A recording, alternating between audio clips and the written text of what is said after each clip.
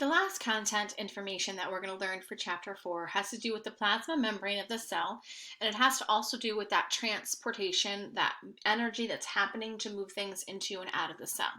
So again, the plasma membrane, as we talked about last chapter, has to do with a phospholipid bilayer. So it's two layers thick, made up of phosphate molecules and lipid molecules, and lipids face each other because they're hydrophobic. The main function is to obviously contain everything in the cell that should be in the cell, like a compartment, but it has the ability to be selectively permeable, meaning that it allows some things to cross easily over the membrane and others not to. So it selects them based on their size, their charge, etc. We also call the plasma membrane a fluid mosaic model. Now, if you think about what a mosaic basically is something made up of many components. So think of like an art mosaic. Now, the fluidity of the membrane is that the movement of molecules on the surface kind of just do move on the surface almost like a beach ball floating in the pool. So it kind of floats along and moves along with the fluid. This can be influenced by temperature, of course. So the higher the temperature, more fluidity that there is. So a lot of times we have little cholesterol molecules sitting inside the plasma membrane, and that's good because it can, at high temperatures, it's really important. However, at low temperatures too, it changes how things kind of are fluid on that surface. So this is an example, obviously, of our plasma membrane. Here, phospholipid bilayer, here's another one. Now you can notice there's a lot of cholesterol type of molecules, so glycoproteins, phospholipids, cholesterol that sit on the surface. And again, that's going to help with that fluidity of things. You are also going to find that within you have what we call channel proteins that are embedded within, okay, the membrane itself, but you're also going to have other pieces coming off of that. So we might have long carbohydrates, we might have glycoproteins or glycolipids. Glycoproteins and glycolipids are basically a molecule that has some carbohydrate and some other type of macromolecule with it. So again, membrane proteins are really important because they make up the mosaic. And we might have peripheral ones. So those kind of are not really embedded and they kind of sit more on the surface and they can kind of move around a little bit. So those are little examples here of peripheral ones. And again, those peripheral ones might have those protein attachments and carbohydrate attachments and lipid attachments. But then we have some that are we call integral. And those are more like channels. So integral proteins sit within, they're embedded, and then we do often use them as what we call channel proteins. That allows things to move into and out of the cell. Whoa, I apologize. That really went fast here. So again, crossing the lines of the cell membrane, hydrophobic molecules do it. So obviously, that's what these wonderful integral proteins are for. They help to allow things to move across that are hydrophilic, right? Hydrophilic things don't want to be around the hydrophobics on the inside. And again, hydrophobic molecules can get through very easily because they can dissolve in the lipid bilayer. So as you can see here, you have some cholesterol kind of hanging in there because again, it can dissolve in because it's like material. But again, things like water-based molecules, they can't go through that fluid mosaic. They have to use some type of channel to get through itself. Oh my goodness, sorry, I don't know why it keeps doing that. So that's what we have kind of these protein channels for.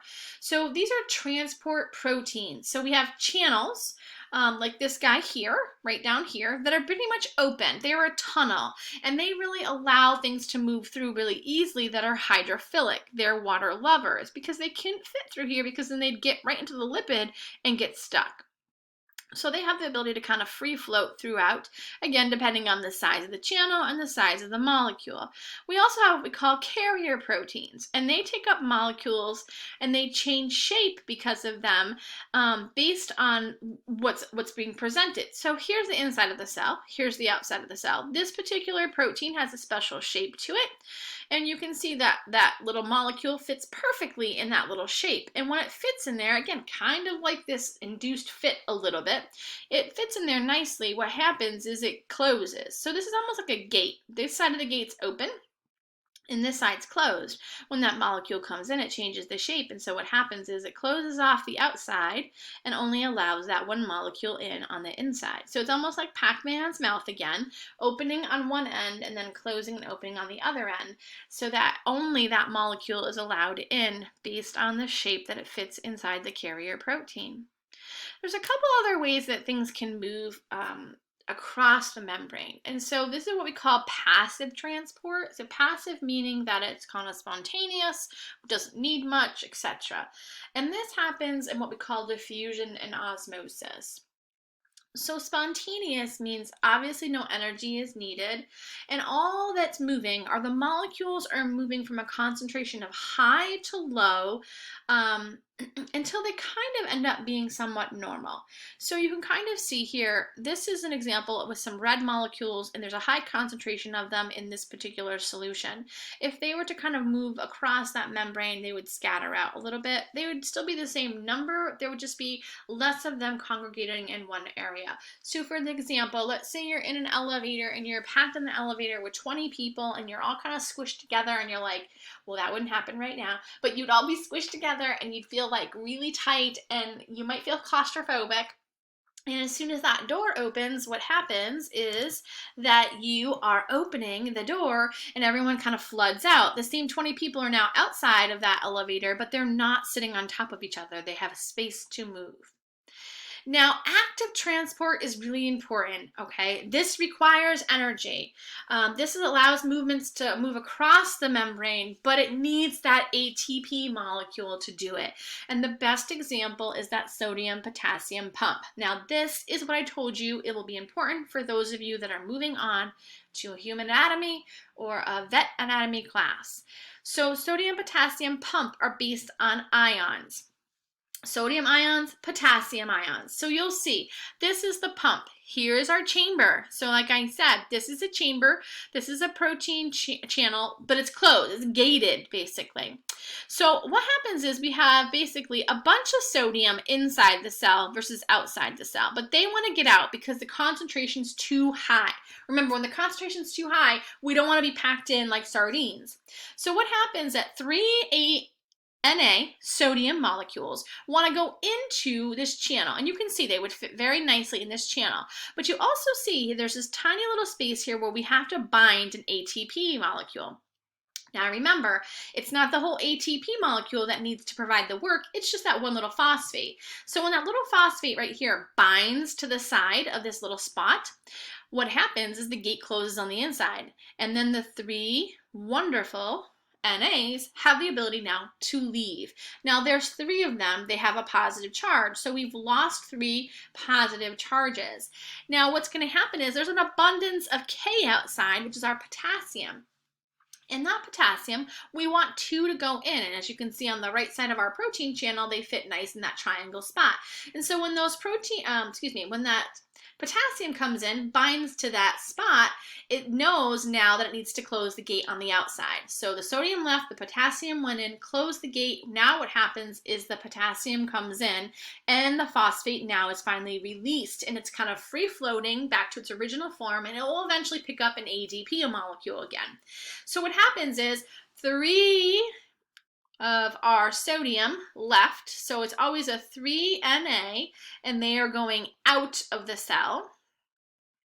And then 2 potassium are going to go into the cell. Okay, it's always that ratio. But what's the problem here? If 3 positives left, that means there are less positives, and we still have positives that come back in. However, we're still unbalanced in that scenario. So that's something that will continuously move. And this is what we call an electrical chemical gradient. Cells have this high voltage across the membrane because these ions are consistently moving, and they are creating the gradient. So the concentration and their movement, along with the polarity, change how things work. Electrical chemical gradients are really important for nerve and muscles. And so that's why I said it's going to be very important that you remember these things for when you move on to some type of anatomy class. Now, a couple other ways that we get things into and out of the molecule, out of the cell, specifically large molecules, is they need to be transported. And so this is where our wonderful little vesicles, so our little transporters from the Golgi apparatus, come into play. So remember, these little vesicles come off the Golgi apparatus, and they are going to be a phospholipid bilayer with some type of material or molecules on the inside, but they're too big to get across any protein channel. So what happens is this wonderful vessel comes all the way up to the plasma membrane of the cell. This is exactly the same material as this. And so what happens is it kind of opens up, creates a whole new pocket almost, and it allows those little tiny molecules or whatever's inside to leave. This is what we call exocytosis. Exo, exiting the cell. So remember it that way. So exocytosis is bringing a vesicle full of material to the plasma membrane and dumping it out of the cell.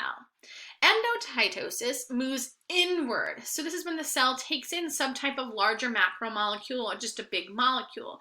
So for example, it might be a food particle or it could be something different. So it's going to present itself again to the cell, and based on cell signaling, what happens is we start to build some phospholipid molecules, and what it does is engulf that tiny little structure coming in to the point that eventually it pinches off, and now we have a little vesicle or vacuole itself bringing material into the cell.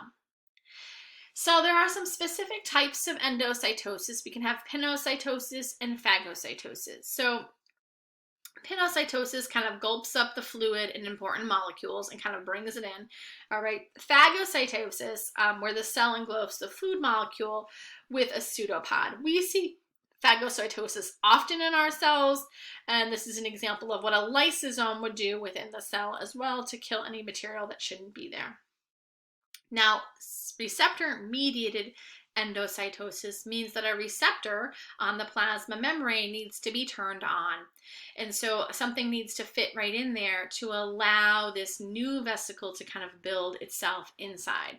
So that just means that it can't just be presented to the cell and just kind of move in. Something needs to turn that receptor on so that it knows this is not a foreign object, this belongs inside the cell, and it allows it in.